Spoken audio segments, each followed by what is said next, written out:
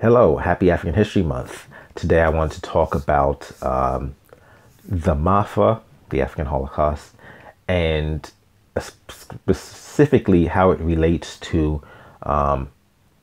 what is called post-traumatic slavery syndrome.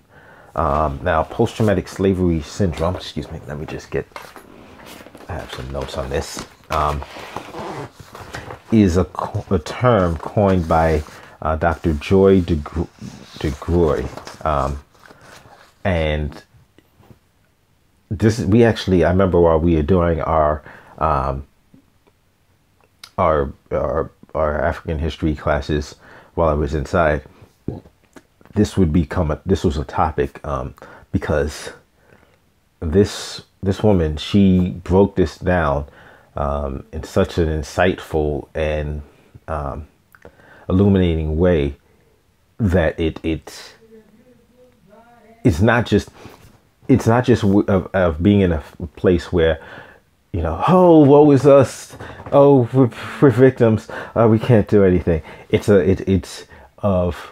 solutionary. It's very oriented in finding solutions, but by identifying a problem.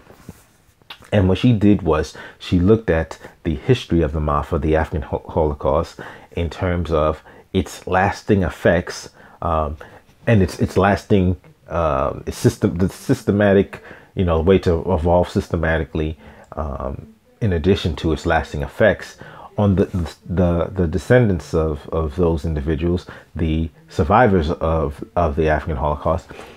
So how it affects us today. And so now this begins to set precedent for what we have to do to heal from this, to move on from this, to grow from this. But she speaks about post-traumatic slavery syndrome in terms of comparing it to post-traumatic PTSD. What's it? Post-traumatic, I forget that disorder. Post-traumatic, symptom disorder. Yeah, I'm probably wrong on the S. But PTSD, where you have an event that happens that causes trauma that has negative effects on a person's psychology going forward. So in a victim of rape, that now they may have heightened paranoia and distrust of people, difficulty in certain situations. They may have anxiety attacks. It has all kinds of lasting effects that go past the initial incident, the triggering event. And you've got individuals who have PTSD from combat. Loud noises will cause flashbacks, take them back to a place, and have negative effects on them even after they are outside of that situation. And so it's really, I think a reason why people don't really want to look at that, look at her theory in terms of people of African descent, is that they don't want to look at they identify with, like, let's say, the United States of American government, and they don't want to say, they want to absolve the government of some culpability in a continuing harm, in harm that continues. So they don't really want to accept that. But I think if you're going to be honest with yourself, you have to realize that you can't terrorize people for hundreds of years. Murders, rapes, lynchings, castrations, beatings. And those are all physical manifestations. There was verbal, there was psychological, just so many horrors that were visited upon African peoples for so long. And you can't sit here and say that, okay, it ended with the individuals who went through this. Here's why you can't say that. Because you have an individual who goes through this. You have, let's say you have this African family that you have a mother who watched her husband get beaten and murdered because he spoke back to, you know, an overseer, you know, a white man. And as such, she's traumatized. Now she has boys, young boys that she's raising. How does she raise them? She raises them and instills in them the fear that she has of that white man. So she raises in them, she instills them, never talk back to him, never cross him, do whatever he tells you to do. So now they didn't experience, they weren't the ones murdered. She watched this happen, but it affects the way she raises her children. They are brought up a certain way, and it affects the way they raise their children. Because they're raised now, okay, I can't, if I speak out against this dude, I'll be murdered. If I talk back, if I don't just keep my head down and go along with, you know, the system, my life is at stake. They can grow up with that fear. Now, that's not to say it's absolutely going to happen. It's not to say that it can't be counteracted, but it takes acknowledgement in order to counteract that. I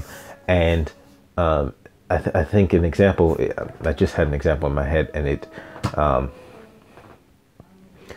education, how learning to read was something that, you know, was something they didn't want black people to do. They didn't want black people to be able to learn to read. They didn't want black people to be educated because they knew it represented the possibility that now black people would revolt and turn on them and be more capable to overthrow this system. So it was inculcated by violence that education is a no-no. You're not supposed to educate yourself. You're not supposed to be able to read. You're not supposed to know these things. And if we take a look there's remnants of that today in the black community where, and there's actually remnants of the fear of an educated black man, of an intelligent black man within our society. Whereas like this idea to, oh no, stay in your place. You know, you're not supposed to know that. You're not supposed to be an intellectual.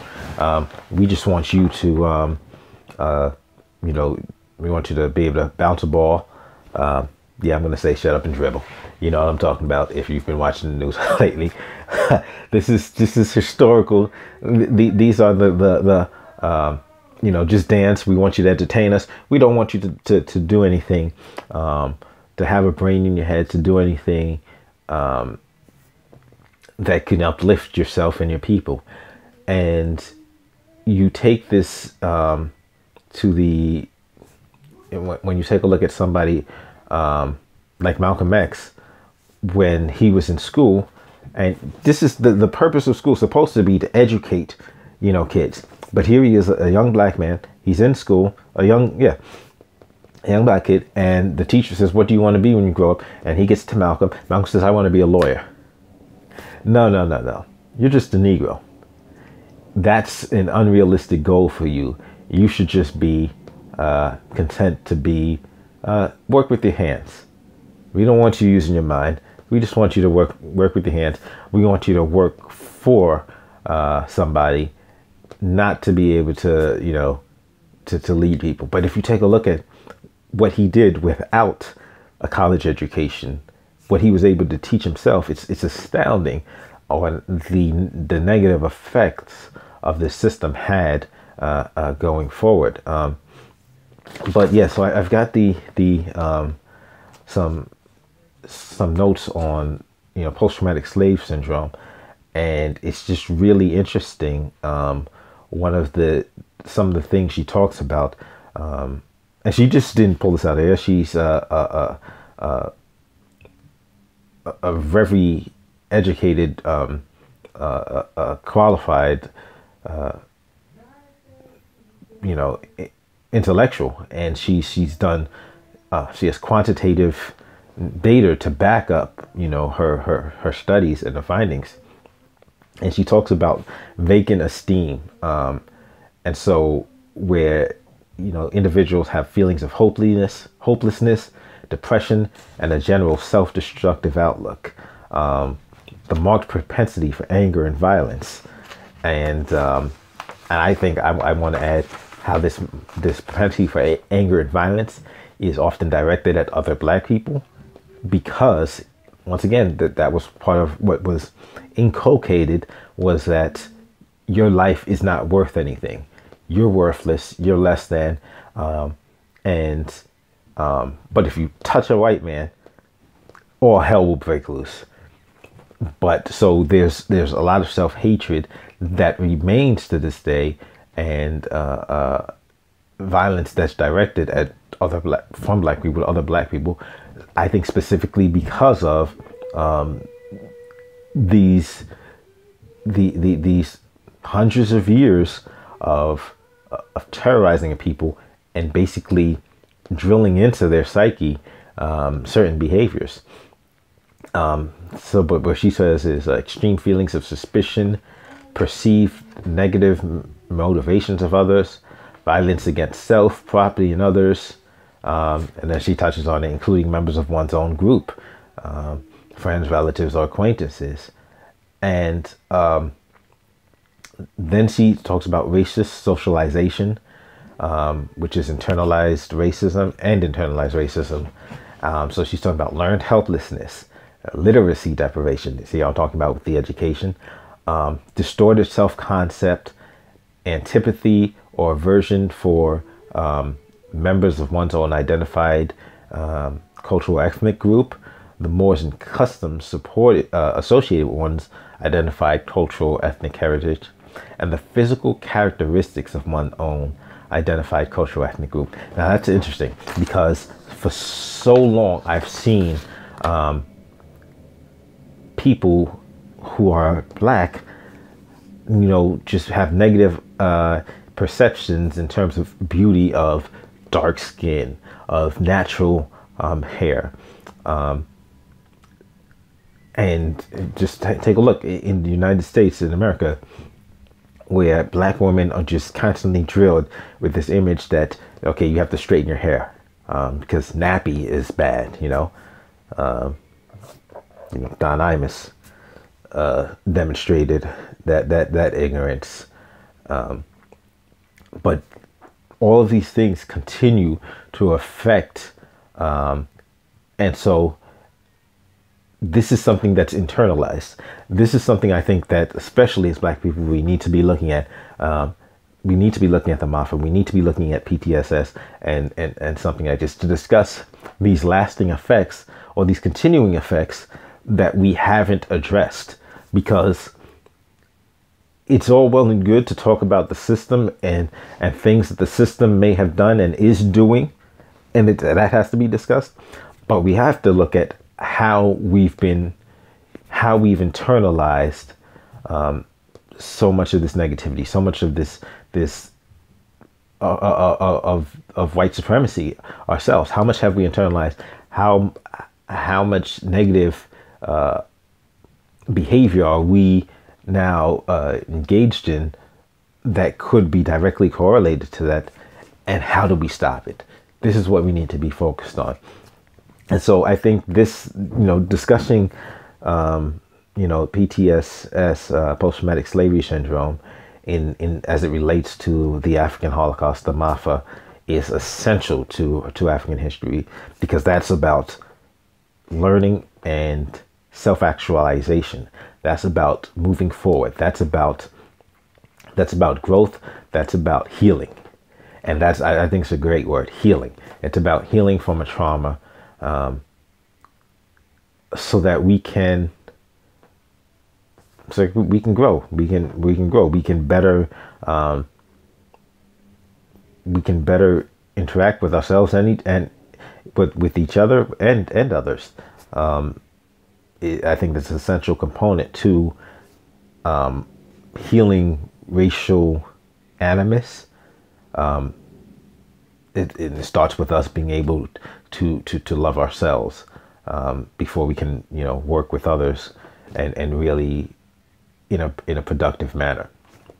So I'd like to thank you for joining me today.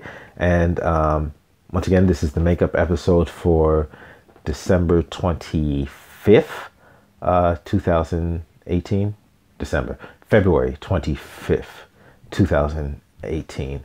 And I will see you next episode.